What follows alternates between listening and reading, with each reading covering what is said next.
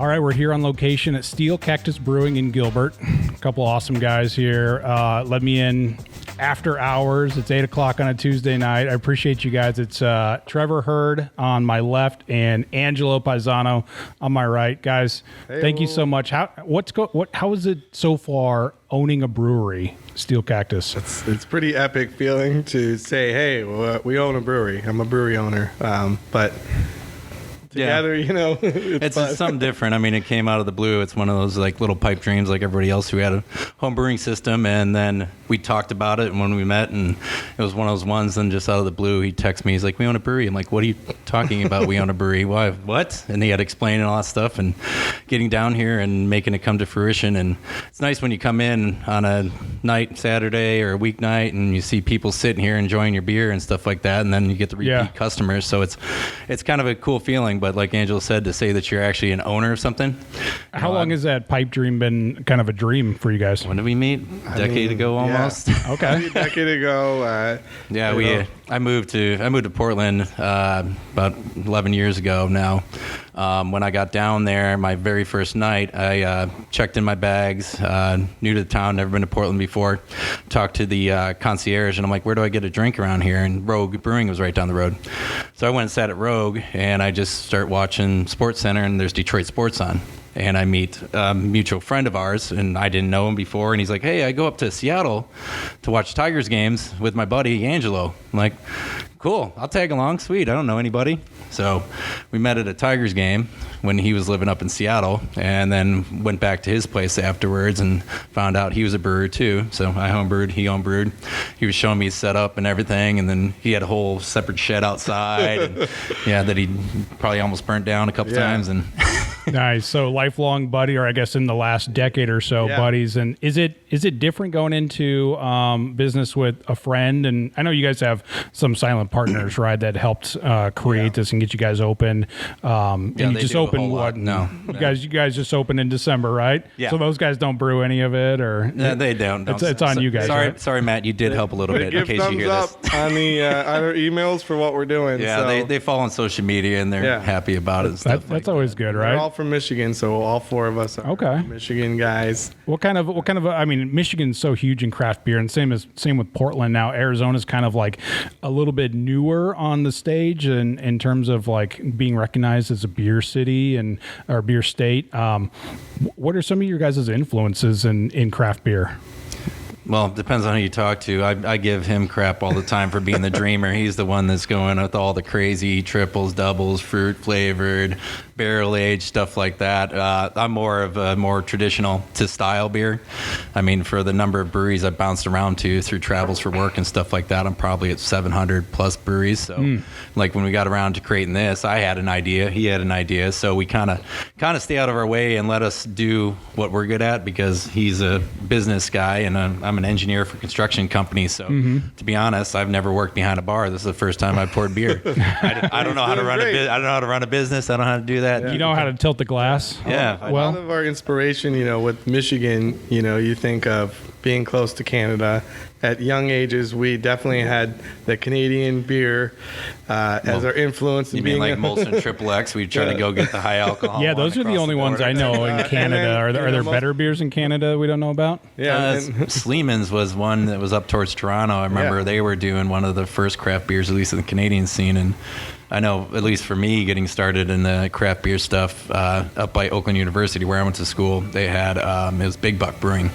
And it was a gigantic building, and I just remember. Which I used to work at. Yeah. Okay. And I just remember Wednesdays it was $3.50 growler fills. So a cheap college student, $3.50 for a growler beer, and especially craft beer to higher alcohol. That was a good night. Yeah. Man, that must work out to what, like less than $1 a pint, right? Yeah, but I mean, because microbrews weren't a thing back then, so they were doing anything to get people in the door. So we just took advantage of it. Okay. And at a young age, at 19, we could drive across the border and go to bars and drink real beer, and it was kind of fun.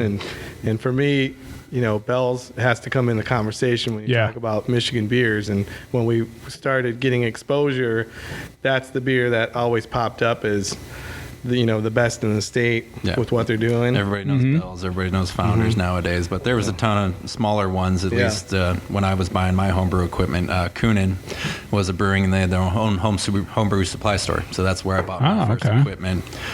Dragon Mead's another one. My buddy Eric brews there, so I talked to him a lot about stuff. And I mean, me and Angelo have talked to a ton of brewers throughout the way. I mean, as we were building this and stuff like that too, before designing and building and trying to figure out a layout, I asked a lot of brewers, what would you do differently if you had the opportunity again? And like an easy one was like a shower.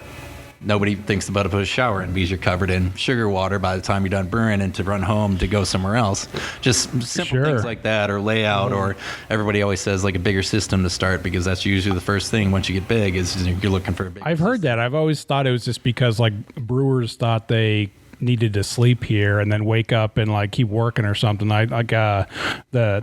Tombstone, when they moved into the Helio Basin location, there was a shower there, and they say they travel up from Tombstone, but that makes sense that you're working there and you get covered in sugar water, and you rinse off afterwards, right? Yeah. Interesting. So back to your guys' beers here and your influence. So would you say that your menu that you have right now is kind of a mash of what you were talking about, true to style, and then Angelo's preference and kind of wild style, outrageous kind of pushing the envelope kind of beers?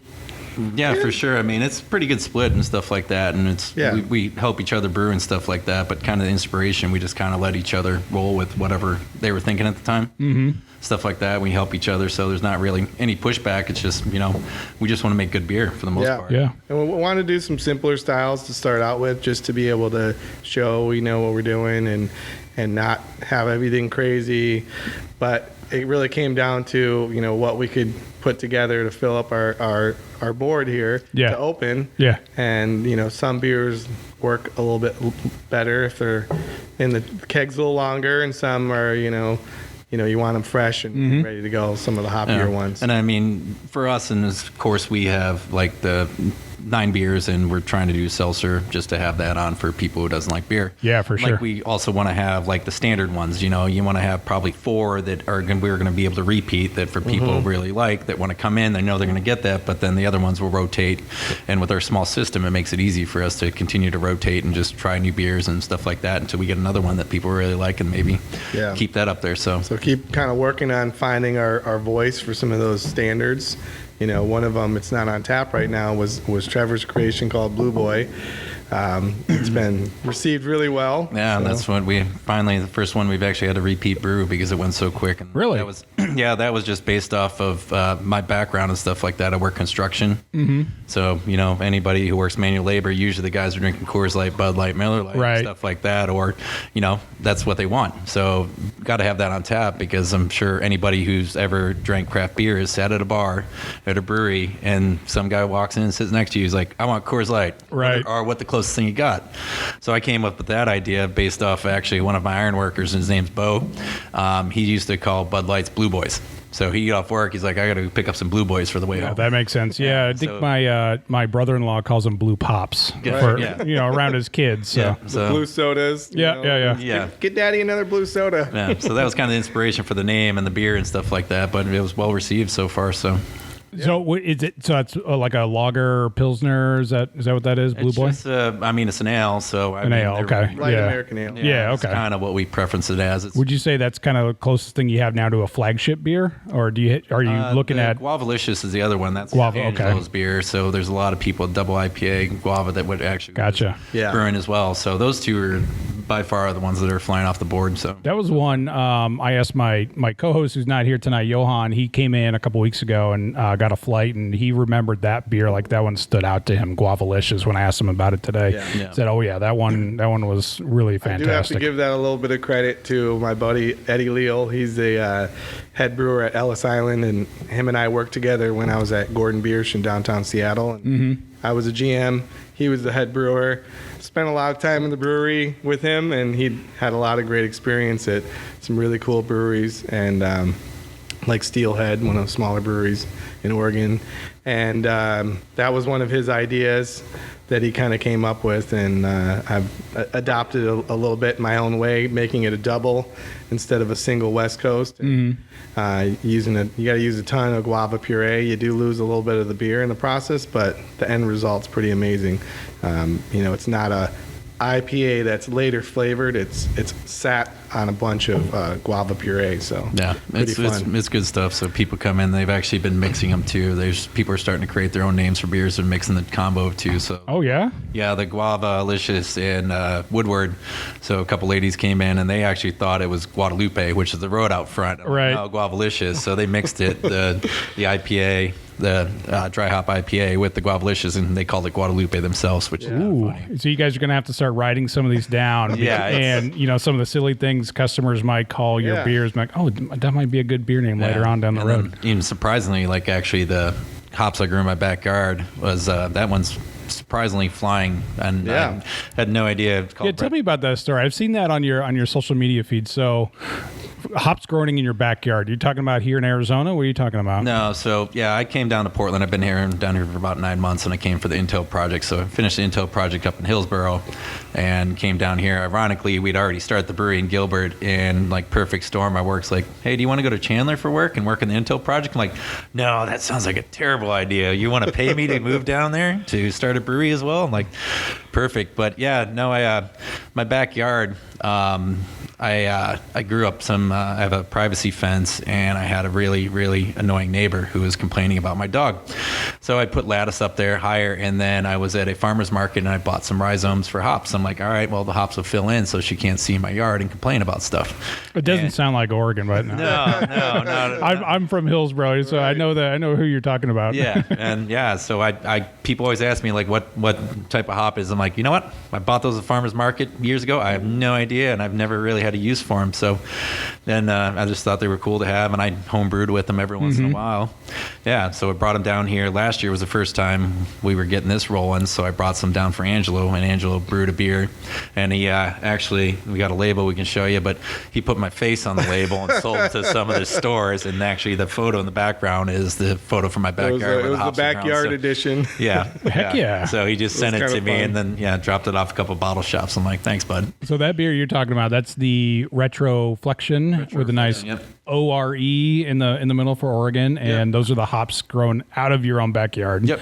I believe I had that one when you guys poured at Copper State Beer Fest. It blew me away because it was, you called it like a wild pale ale, and it was kind of a really good summation of what is wildly. It's almost like it was wildly fermented, almost a little sour, but still with a little bit like a hint of bitterness, like you would get from an IPA or a pale ale. Yeah, and a lot of people come in and try to explain it. Even us, we want to put a label on it. Yeah, like, we're writing the type up there, and I'm like, I don't know what to put. Yeah. Right. It's like, so wild Oregon hop or whatever. But it went over well at Copper State, and people come in, and people are taking cans of it to take to friends because it's just. You want something different? We're gonna do some things like that. Yeah, very cool. Not planned, but that's some of the best inspirations come from something like that. So it's once a year, so I'll harvest them next year. I'll go back and grab them, stuff like that. And the name came because you saw the ORE capitalized. So me and my buddy were sitting around drinking one night, and he's like, well, just make the word with ORE in it. You can pick any word you want. So that's kind of how the idea came. So my buddy Sean back in Portland came up with it. So we were sitting here one night, and we have to rebrewed it, a couple beers, and I just pull up on Google. Yeah. And I'm like, oh, that word sounds cool. Let's use that one. That might be a little hard to read after maybe 3 or 4 beers here at Steel Cactus. I might look at that. What is that word? And just point to 9, right? Yeah. It's just number 9. Yeah, so next year it'll be probably different grain build, same hops, and call it a different name. Sure.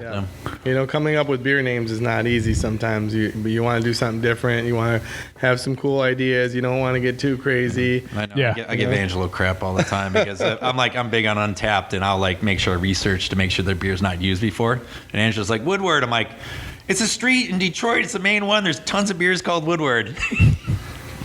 So I give him crap. That is something that we discuss a lot. We've been doing these beer review and brewery spotlight podcasts for a while, and every brewery seems to have that story about a cease and desist. That hasn't come up yet with a beer name or anything. No, as long as we keep things local and we're not going out of state, I don't think we have too much to worry about. Because I mean, there's so many beers out there. You're going to run into a name, right? Yeah. So that's why I try to do the research and stuff like that. But I don't do too much research. If I got an idea, I don't want to think that I got it from someone else. It's like it's because that's what I came up with. Like I said, the dreamer here. So it's off the cusp.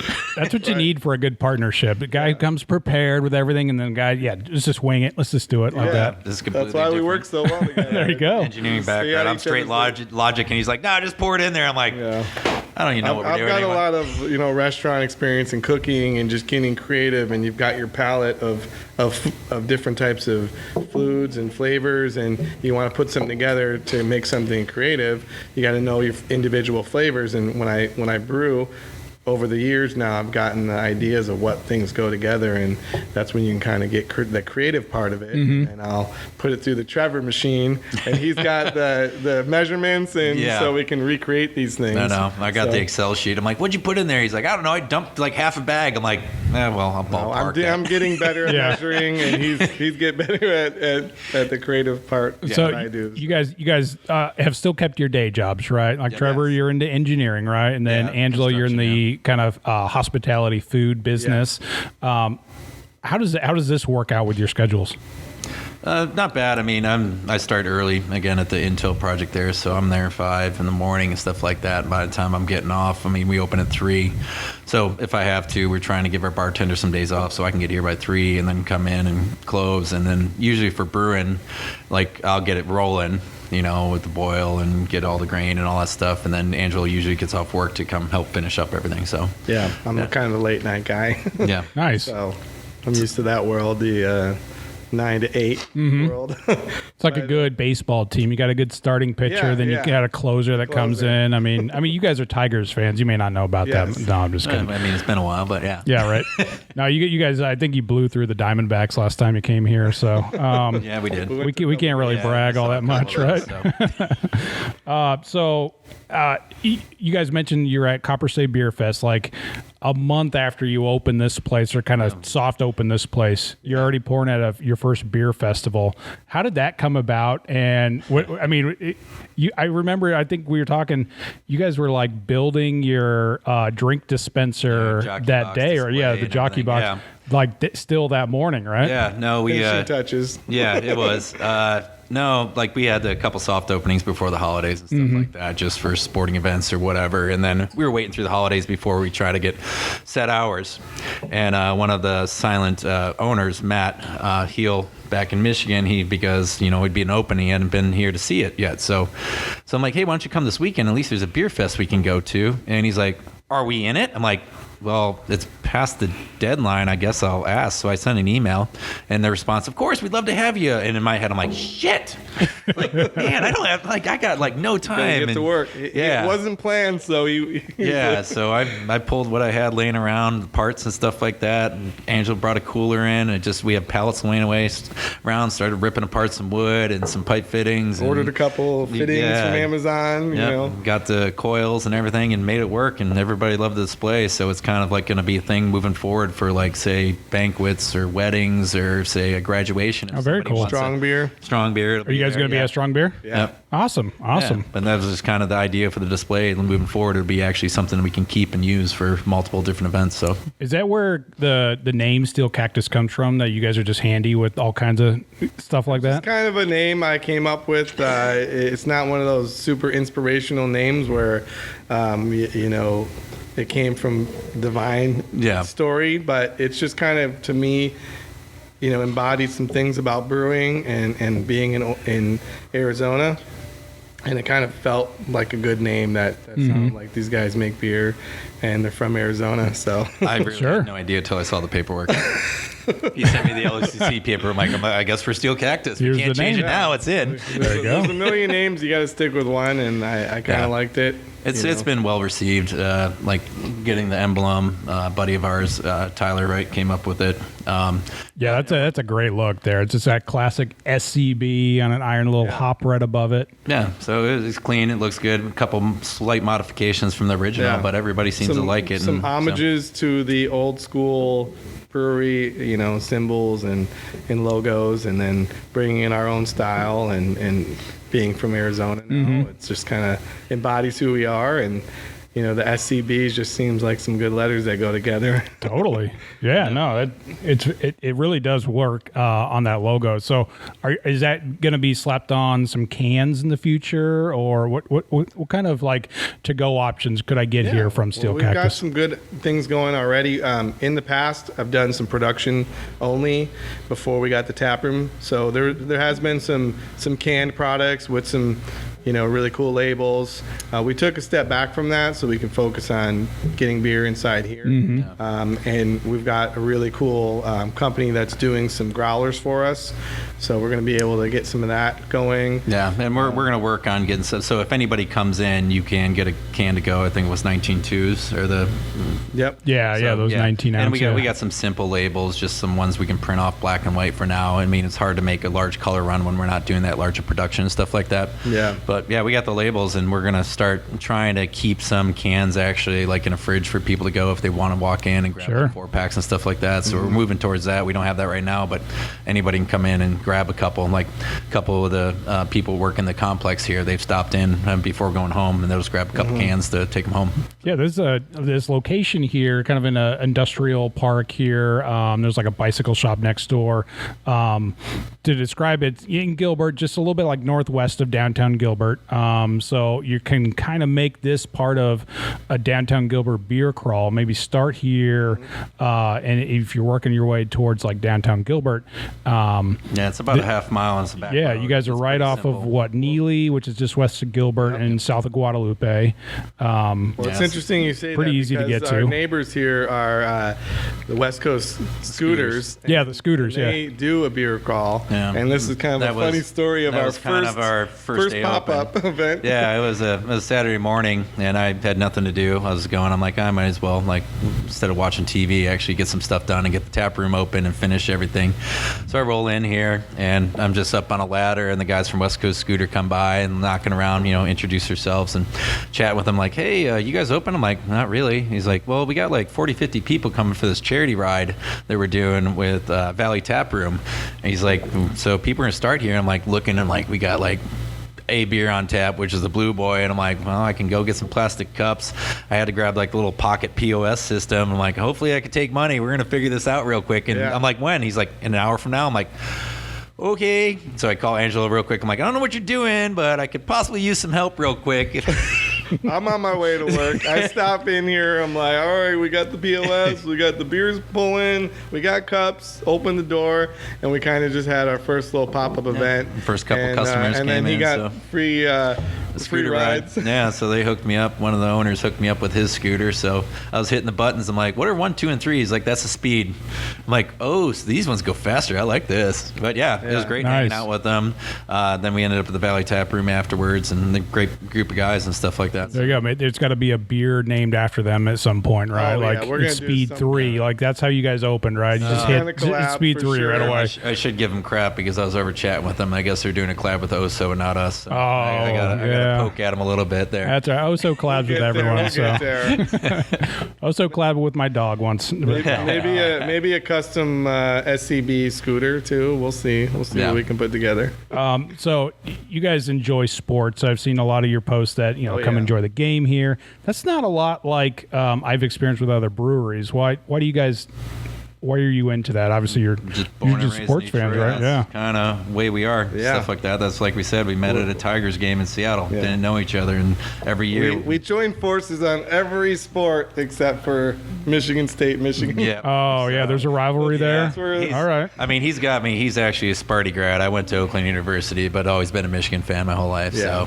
So that's actually why we started brewing. Well, we were already home brewing, so we started betting on the Michigan State games. So that's So- how. All right. So that game is usually what, in October? Yeah, Is that usually all right around right? Halloween. So hopefully, all right. Well, I put that out there because we do have a date for the Arizona Craft Beer Awards and Festival. I was talking to you guys earlier about that. Like, you guys just opened up, but we are doing, the second annual awards in October and our festival then in on October. Hopefully that doesn't meet up with the big Michigan State rivalry game. As long as we got a tablet we somewhere can to make watch the both. games. we, So actually our venue does have all kinds of TVs there. So as long yeah. as we got one TV with it, we'd have no problem. Yeah, maybe- So- phone, Yeah. Maybe if you guys come out, we can set you up like in the VIP space where there's TVs. with our jerseys. Yeah, invite all the Michigan State Pretend guys like we out. don't know each other for a Yeah. day. Yeah. No, we root for each other maybe. Yeah, sometimes. outside of that game. No, So yeah, I it's- mean, but yeah, I mean every other sport. I mean we're Red Wings fans, Pistons fans, Tigers, Sure. Lions. I mean Lions turned it on this year, so I That was mean a lot of fun. yeah, so it was good to We see. just had a Michigan guy by the Suns, so that's pretty exciting, right? Yeah. It's been interesting just kind of getting to know more Michigan people from Arizona because of this. There's then a ton of people. Michigan looking people into out it, Sure. I heard a stat. I don't know if it's quite true, but beyond California, Michigan's got some of the most population that's moved here. People from Michigan in Arizona. So Yeah. I don't know if it's true or not, but I think we're up there.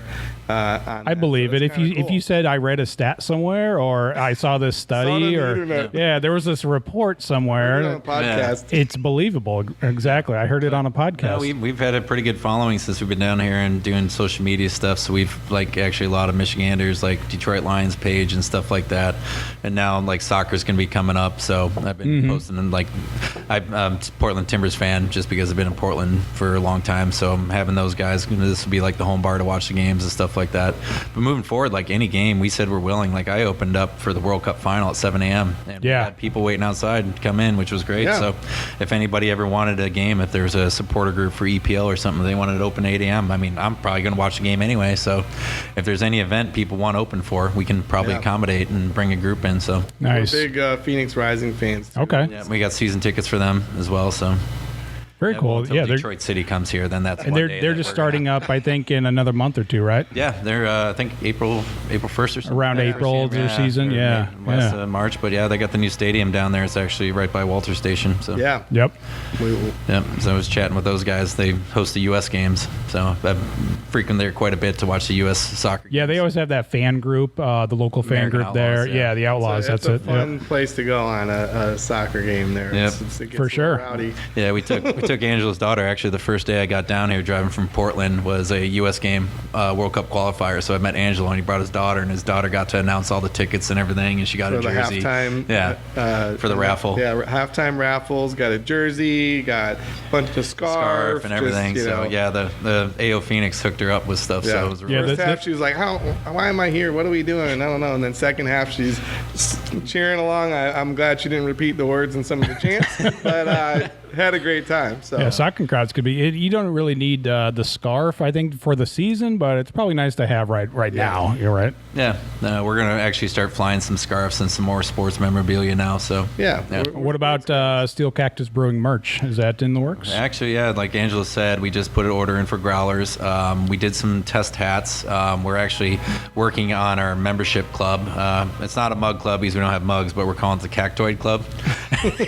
Just kind of a play on cactus. So I like it. Yeah, so that'll be probably coming out probably next week. We'll probably post about that stuff. So yeah, Yeah. and hats. We're working on some shirts, and yeah, we'll move along. I mean, as we got time to continue to get swag and stuff Yeah, out there. So that's kind of the cool stuff to do that you maybe start doing before you actually have a business plan. Right. Like, we got to have shirts and hats, but right now we're like, we got to have beer. Yeah. And people drinking it. Yeah. and we're coming in, and all that stuff will come in time, and it's Yep. kind of how our whole ideas have built is like Yeah. organically and just being with the community.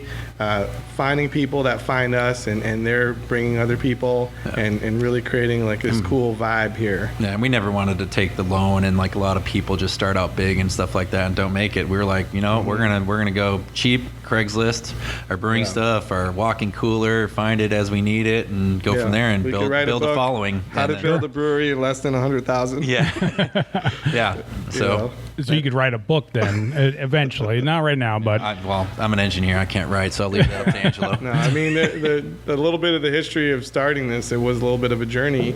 You know, to start a brewery, you have to have a space. So that's really the beginning of it. Beyond the dreams is finding a space. This came up. This seemed like a pretty hot spot when I was searching. And it was close to downtown Gilbert, not too far from my house in Gilbert. And Lots of residents around where people can ride their bikes up. And it gave me that idea of places that I love to go to in the Pacific Northwest that are kind of a business complex or small warehouse, industrial park. Some of my favorite breweries in California are like that. And I saw this as that potential. And it had, you know, pretty decent rent, and a lot of the overhead seemed pretty doable. Got the lease in place, and then was able to, you know, apply for that license, and it does take a little while. So it took about a year of renting this without actually being able to do anything legally. And Yeah. COVID and all that And then stuff. COVID hit, and then we're like, okay, let's hang in there. And there was, I'll admit, there's several times I was like, am I doing the right thing? Should I cut and run? I've kind of used a lot of savings or money, and you know, I didn't have any angel investors at the time, and I didn't even have partners at the time. This was still my journey, and knowing that Trevor was going to be there, a part of it as well. And when we all got together and we came together, it was kind of getting out of COVID. We got the license, we got the idea, we got the beers going. Yep. And Permitting probably yeah. took like 9 months and stuff Yeah. like that. Like I came down once he had the place to take some dimensions, do the drawings, get all the permitting in and stuff like that. So were you still trying to like perfect your recipes in your beer? Or were you confident that your beer could sell? I felt like I had a decent lineup that of beers that I'd made and was able to sell or have, you know, enough people try them to know that I had something good. I feel like with my beer exposure, I'm a little bit of a snob when it comes to beer, so I'm my toughest critic on a lot of beers that I like to drink.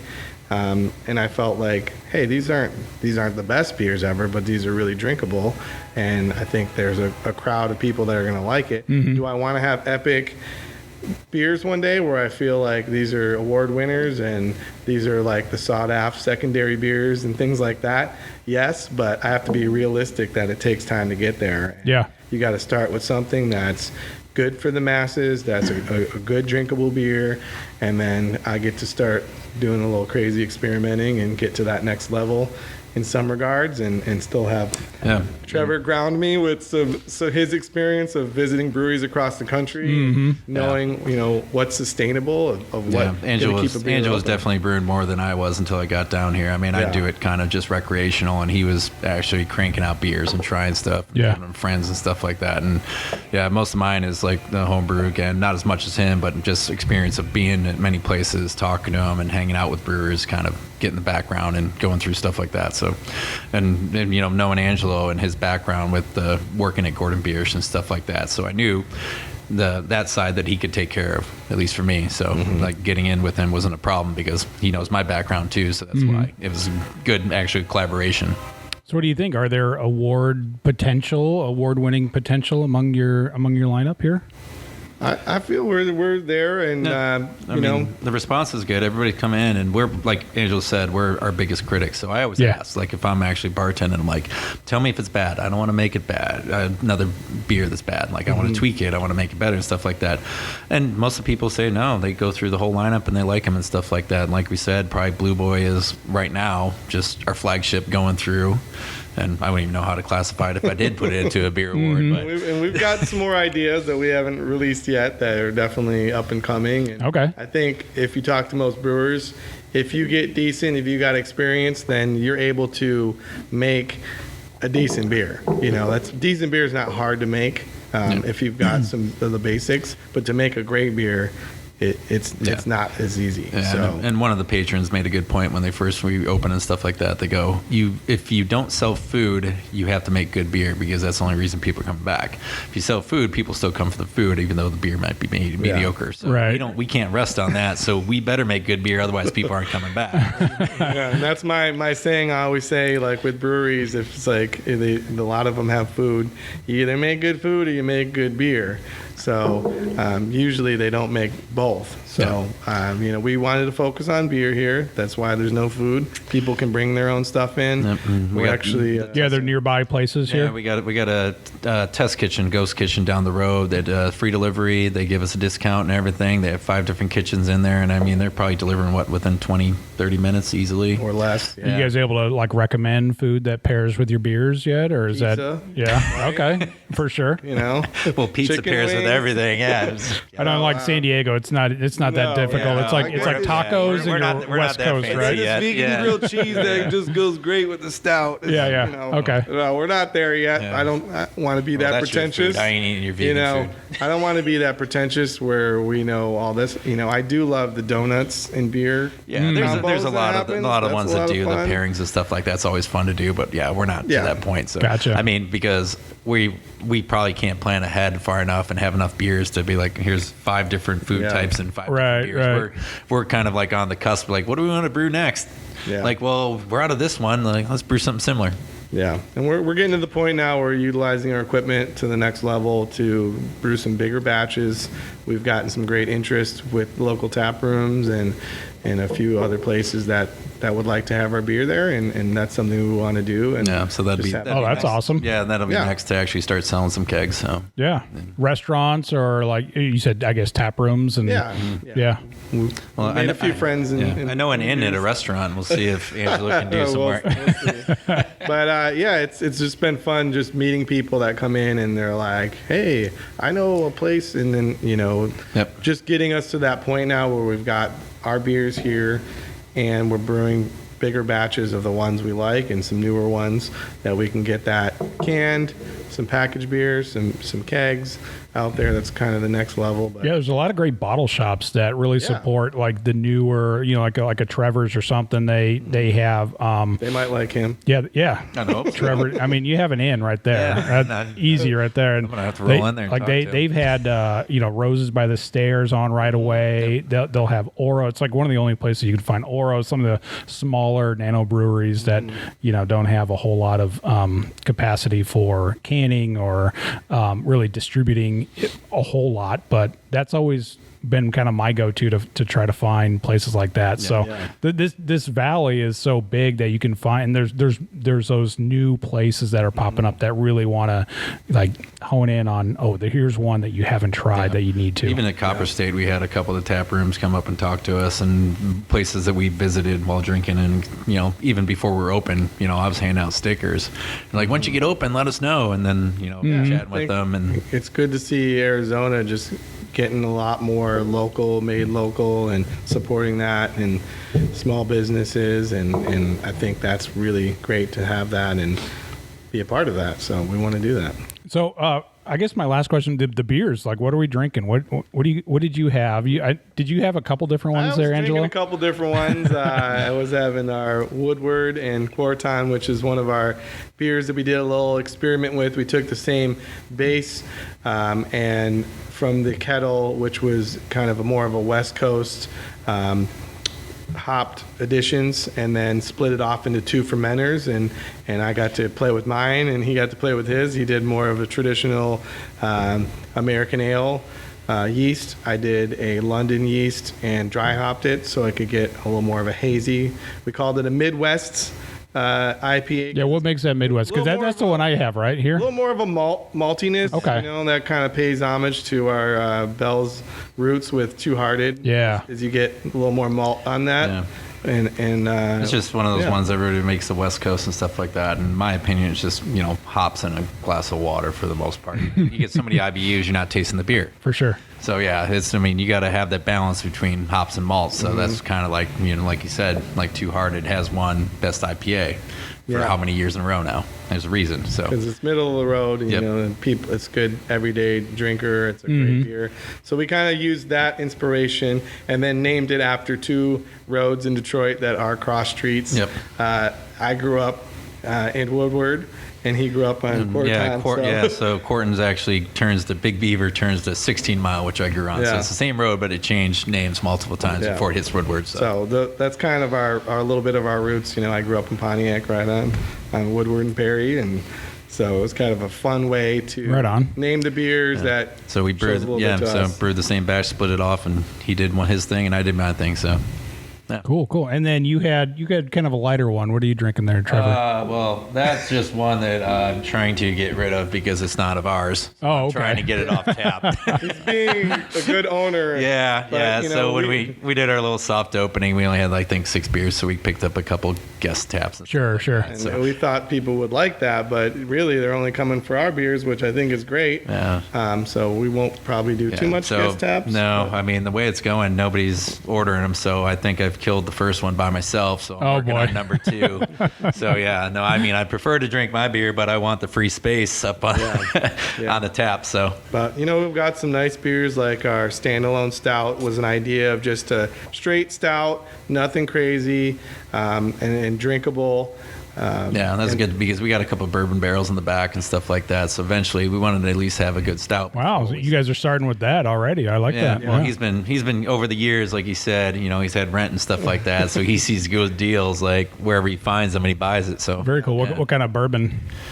I don't have that off the top of my Oh, okay, no worries. But yeah, a couple decent ones. I think they all kind of age the same way, Yeah, anyways, yeah, right? yeah. Some of them just come a little bit wetter than the other ones, you know, like It's always a Jack Daniel's barrel or charred something white is, oak. yeah, it's Doesn't like matter, it's a bourbon it is barrel. like sucked dry. There's nothing in there, but say like who was telling me the Stranahans out of Colorado will come with almost like a full bottle still left, like sloshing around in the barrel. didn't you get some That's Woodinville great, ones too? I've had some from Woodinville. That's Woodinville, yeah. up in Washington, one of my favorite distilleries up there. You know, a few people that work there, Yeah, and they make some good they've stuff. got some good stuff from there.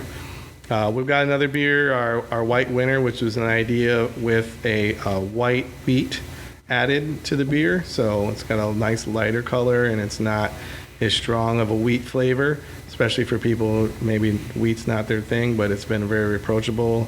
People love it. No, that's another one of those, like, kind of a base thing before we can change it, you know, Yeah. maybe some fruit or some orange coriander, One of my stuff other like ones that. I'm pretty proud of is my parfait, which I don't think I coined it, but I came up with Your the parfait idea. series, yeah. No, it's good. Breakfast sour. So used a lot okay. of oats in the mash, ton of oats, oatmeal, and then brewed it, and then did a kettle sour with Greek yogurt. So was able to sit that for about 3 days. Got just the right amount of sourness. I didn't want to overdo it because I'm not one of those huge sour guys. I want to drink a sour that I can have a couple of. Yep. So got that and then finished it with some pineapple for the first one. The second one is a berry parfait. So if you That's the think- one we took to Copper yeah, State. that was so. pretty popular. yeah. And you think of a parfait as the layered, Yeah. your berries, your yogurt, and then your oatmeal or granola on the bottom. So that was kind of the idea behind that. So that's something I definitely like to expand with some different fruit flavors. Yeah, it's been really a well really good- received because good it is base. one of those ones you don't just have one because of the tartness. So Yeah. it's mellow. Yeah, I always say that about sours. Like, it's got to be in that right kind of not too overly sour so I can have another one. Because there's plenty out there where it's just like, man, that's a Not one and Cantillon or done, you something know? like that, you know? Yeah. But you know, we love a lot of the different variations of IPAs that we know those are popular. That's my favorite style, so I'm always going to continue to do those. Yep. So, you And know, I'll probably broaden into some ambers, reds, browns, stuff like that. So also like my favorite style is Belgian. So I'd love to do a triple or a quad and stuff like that coming down the road. But again, we're working on keeping beers on the list and the taps. Well, those are good because these are a lot of styles you're not going to find at other breweries for the most part. Like, you guys sound like you're into some different styles that people aren't necessarily going to find out here. So. we've traveled the world a lot, drinking beer at many different countries and all across the United States. So I think we've got a passion for many styles of beer, and we want that to show in what we bring to the tap room. Very cool. Drinking Qatar was very hard. That was difficult for the World Cup. You were there in the World Cup then. I went for the U.S. group stage game. What was the beer there? Heineken. Bud Zero. Oh, Bud yeah. Zero. Yeah, I had a Bud Zero. Bud Zero. Yeah, I mean, probably any sports fan knows you go and you hold a beer watching a game, and I didn't know what to do with my hands. I'm watching the game, so I bought Bud Zero. Because that's all they had for the fans, right? Yeah, at the stadium. Anything with alcohol in it wasn't allowed, right? Yeah, the fan fest allowed Budweiser, but Okay. At hotels you're allowed, or I was staying on a cruise ship allowed, but everywhere was like Heineken for the most part. So Hey, there's nothing wrong with Heineken as well. Well, if you drink it for 12 days straight, there's something wrong with it. Well, at least you got some soccer in for your troubles. Oh yeah, right? yeah, that part was good. So I like what you guys say on your website where it says it's small batch beer and how beer was meant to meant to be made. So it sounds like from everything we talked about, that's kind of what you guys still take to heart in making beer and serving beer how it was meant to be made here, right? Oh yeah, for sure. Thank you. We're going to continue that way. So. Well, very cool. Well, Steel Cactus Brewing is the place. Trevor, Angelo, thank you guys so much for having us in. If you guys are in the area, Gilbert here, Gilbert and Guadalupe. It's in the Golden Key Commerce Center. Yeah, and you guys are open, 3 to 8 most days? Every day, 3 to 8. And if you're looking for additional times, we post on social media for sporting events or anything else that's going to be going on. So I like that. You guys are adjustable with your range of beers and your range of hours. Bring a crew in, just let us know. We'll open up early and we'll have some fun. You know? Very cool. If there's an early morning sports event or a late night one, or there's something cool we're doing here, that we have a group that really loved coming here right off the bat, and they want to do their bachelor party and brew a beer with us for their wedding. So we're gonna do a bachelor brew collab with one of our new favorite regulars. Yep, Michael's a regular. He's been here since pretty much the day one. So, and he's actually originally from Michigan too. Imagine that. Oh, good job, Michael. So, yeah, way to come in and meet some friends. Yeah, next week that'll be kind of fun, and let them put a batch together, and we'll have it in the brewery and send it off to their wedding. Have they named it yet? No, Not yet. Not yet. Usually names come better when you've been drinking, so we'll wait till the whole cruise. Do they know what here. kind of beer it is? That we're gonna leave it up to them. But Okay. I think they were originally talking about like just something easy, so like pale. So you don't want to go over the top. Especially for a wedding, you got to have something everybody wants to drink. So For sure. yeah, For sure. I'm sure once the whole crew gets here and has a couple pints, they'll come up with a name. I like it. Ale or a session IPA or something like that. Well, next, I think we need somebody, from the Super Bowl and Waste Management Open to come in and have you guys brew some beer for them, right? You guys at that stage yet? Yeah, Keep but up with we'll that. definitely That's be open next for the year. Super Bowl. We'll have the games on and all that stuff. So Yeah. Very cool. Very cool. Well, check these guys out here in Gilbert. Brand new brewery opened up in December. Steel Cactus Brewing. We'll have all the information on our website in the article. Check them out. What's the website, guys? just www.steelcactusbrewing.com. Steelcactusbrewing.com. Trevor, Angelo, say hi to these guys. And Thanks. thanks, guys. Yeah, I appreciate it. Thanks for stopping by. Cheers.